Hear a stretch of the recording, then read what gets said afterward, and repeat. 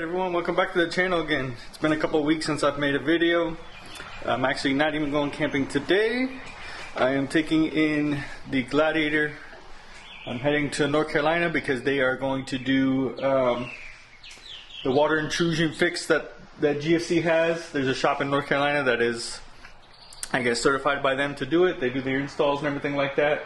So I am going to be heading out to get that fixed. And it's about 4.5 hours away or something like that, so I'm just gonna head over later on today, get a hotel because I have an appointment with them at 9 a.m. to get it done, and it actually is supposed to rain today later on in the afternoon, so it actually will be wet, and so they'll actually get to probably take a look at the actual side that gets wet. Usually it's over in the corner when I bring it to the shop, and so I'll keep you updated on that and see how that fix goes, if that actually fixed the issue or not. But I am going to make a quick video on a new project that I just got for the channel. Let me go ahead and turn the camera around. I'll give you guys a look. Alright, so here we go. So I picked up a 2005 Toyota Tundra. It is the double cab, and they all come with the 6.5 foot bed. I was looking for an 0506 in particular just because they have higher horsepower numbers. So they got the VVTi motor and they got the 5-speed transmission, so it's like 285 horsepower, 340, 350 pound-feet of torque, something like that. And the vehicle itself is not much larger than a long bed Tacoma, actually. A little bit longer.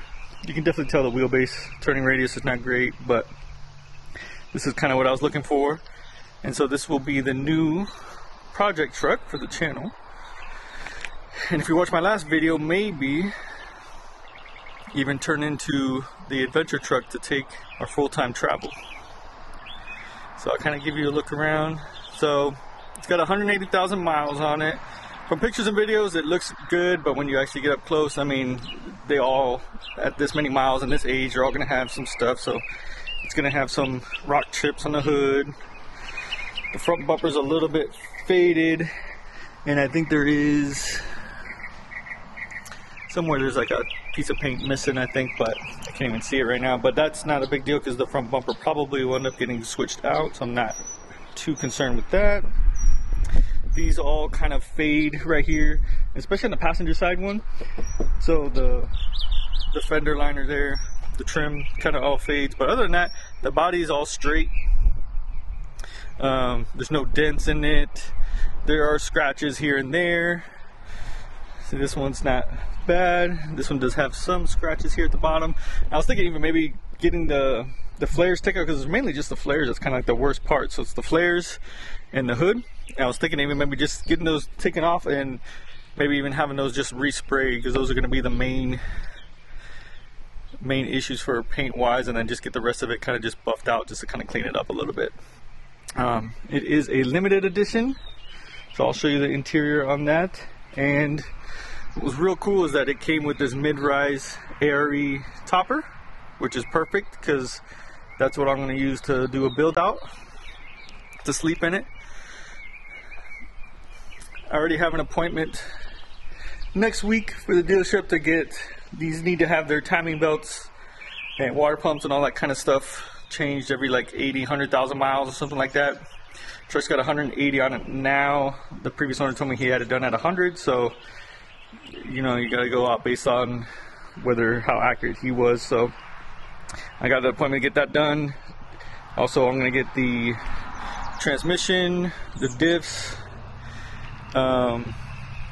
and the transfer case all changed the fluids over.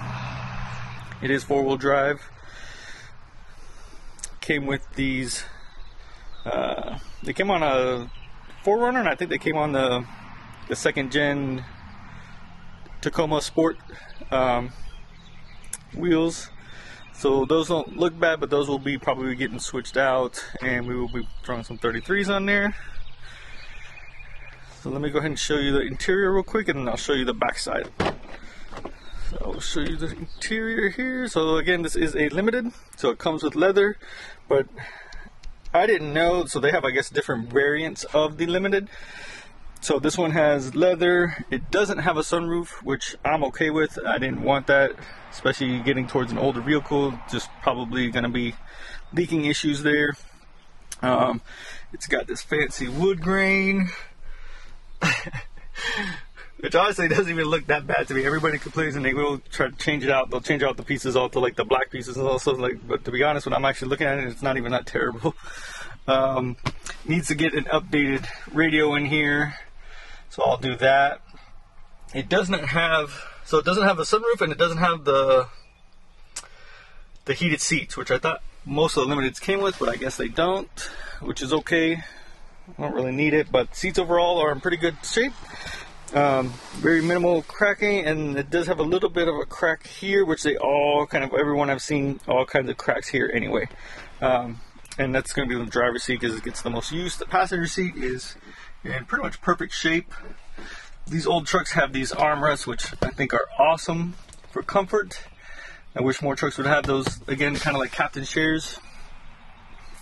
Again, inside, yeah, we're going to do a new radio, new speakers. It does have like a JBL system in there, but I think one of the speakers is blown on one side, so it doesn't sound that great anyway. So we'll upgrade some speakers and stuff like that in there. I already did a little phone mount just to have the phone on there. I haven't really driven it too much. I want to get the timing belt, all that stuff done just before. But and then in the rear seats again, they are in pretty good shape here. But I probably will end up taking these out and building like a platform setup for gear, especially if I'm going to use it for full time. This is one of the reasons why I wanted to have the double cab, is that it provides so much more extra room for storage if I am going to go full time. You get these fancy Limiteds. It's got your ashtray for your cigarettes. This is pretty cool though. Here is like, especially on a lot of the newer like Tacomas and all that stuff, they have no vents in the back. This thing actually has some air vents in the back that give people some air if they're ever sitting back here. But basic interior, it's nice, it's clean. Truck's got some running boards on it, but we will be removing those. And it does have a little bit of rust on the frame.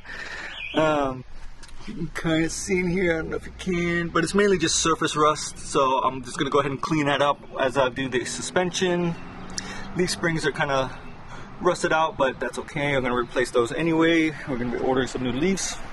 This is the rear fender here, and again, see, it's a scratch. It's got a scratch running all the way across it, and it's a little fade on top, but it's just on the actual flare.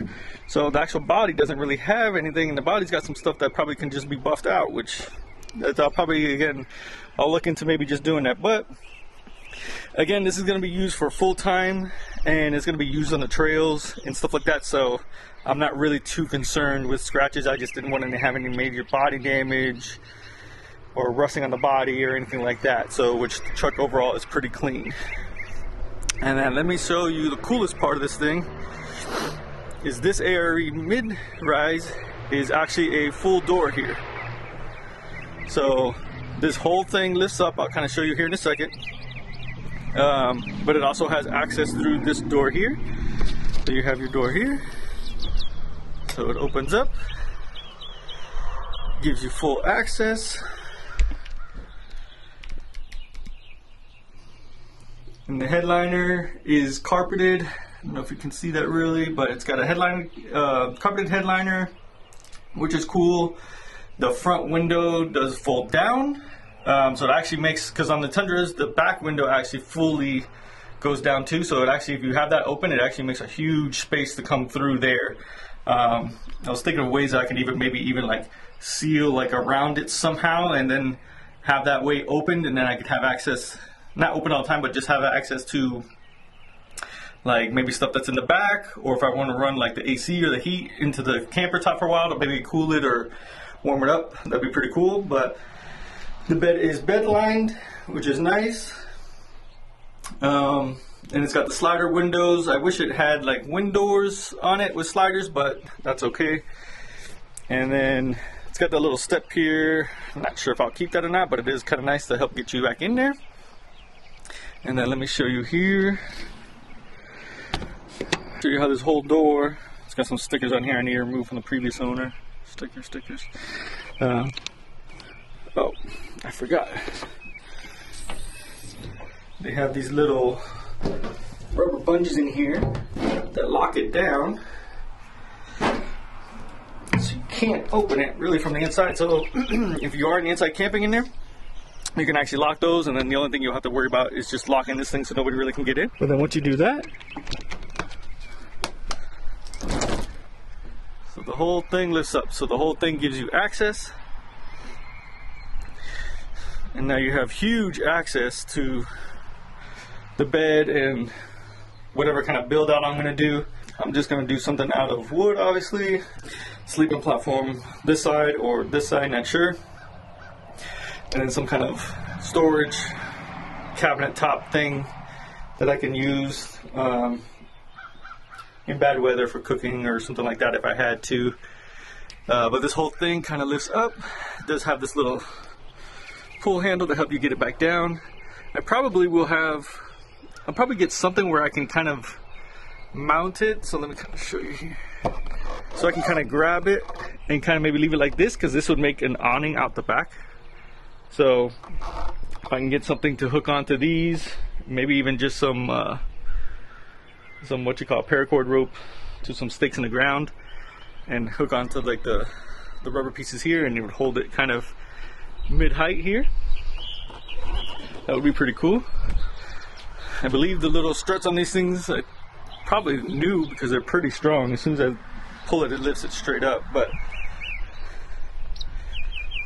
can I give you a look? So you got tons and tons of room to access everything you would need to access on there. So that's pretty cool. I would do some kind of a underneath the bed drawer slide, have it come all the way out. And so without a tailgate, you kind of get to come right up to the side here. So if you had like your little kitchen thing here, you can literally, you'd have tons and tons of space here to cook without running into the tailgate. So that's pretty cool. But yeah, this is the truck. We're gonna start the build here soon. I've already got parts coming in. Let me kind of show you, I'll show you what I got coming in for this thing already. Alright, so we have parts already coming in. So I already got some new lower control arms because the stock ones are kind of rusted and they probably need bushings anyway, and if I'm going to pull them all the way out, I might as well just do some new ones, and they aren't really that expensive. So I got that here already. I got some new Freedom upper control arms because again, same thing, top ones need to be replaced, plus I'm going to be running bigger tires and stuff like that and a lift, so these will just help get me back into alignment. So new beefier upper control arms, and they weren't that expensive either as far as upper control arms go, because everybody knows upper control arms are crazy expensive. Those only are about 350 bucks, which most other ones are going to run 500 plus. So, and let me show you what I got in here. All right, and then in here I got complete brake kit going on. So they are regular stock size, but they are the power stop brake kit. So I got new slotted rotors, new calipers, new brake pads, heavy duty brake pads for off-road and trailering and stuff like that for the truck. We are basically just trying to get this thing super roadworthy so it could go another 100-200,000 miles and take me full time on the road, and I don't have to worry about these components. Show you what else kind of we got in here going on. So we got some new sway bar bushings, also new tie rod ends, and then I still got some other stuff that is on the way. And I still got some new lower OEM ball joints because these ball joints are known to fail and you want to swap them with OEMs. So we got some new OEM ball joints coming in. What else? New shocks, so I'll show you those when they come in. I got some new shocks. I still need to order a set of leaf springs for it. Aftermarket is not too crazy for these, so it's a little bit difficult, but I think I found a company that I'm going to go with that'll give me some leaf springs that'll support some extra weight and give it a little bit of lift in the back, because I want to keep the rake look. And what else do we have coming? Extended sway bar links. So extended sway bar because it needs new sway bar links anyway. So we have new sway bar links coming. And then wheels and tires, I'll kind of show you those as we go and what I decide to go with. I already kind of have an idea what we're going to use, but we'll see how that works out. But anyway, that's pretty much it. There's the truck. Hopefully it's going to be the new adventure truck. And to be honest, if this thing turns out awesome, which I think it will, looks kind of like a grandpa truck right now, but as soon as we get the lift and the chunkier tires and stuff like that on there, it'll look better. But I'll be honest, like if this thing, because I bought this thing cash, so this thing paid off, this thing becomes a nice, reliable, perfect off-roader thing. The goal again is to go full time, but in the meantime I may just end up getting rid of the Jeep, so we'll see. Get rid of the Jeep, get rid of the big payment for the Jeep. This thing's paid off, the insurance is cheap on this thing. It'll get me to saving some money and then go back to how we started, camping in the truck bed with the topper, which I don't mind. It's a pretty nice setup. But it's actually getting ready to start to rain here now, so I'm actually gonna head out to North Carolina. I'll keep you guys posted on the Jeep, see how that goes about getting the GSC fixed. I'll see if I can film the actual process of what they're doing. I have no idea what they're actually doing for the fix, but we'll see. Alright, so if you want to see more content on the Jeep, because again that will come back with the GSC fixed and the Toyota Tundra, go ahead and subscribe. It really helps me a lot. Almost to 1,000. I think I'm about 200 away, which is pretty cool. We're getting closer. So have a good day, and I'll catch you in the next one.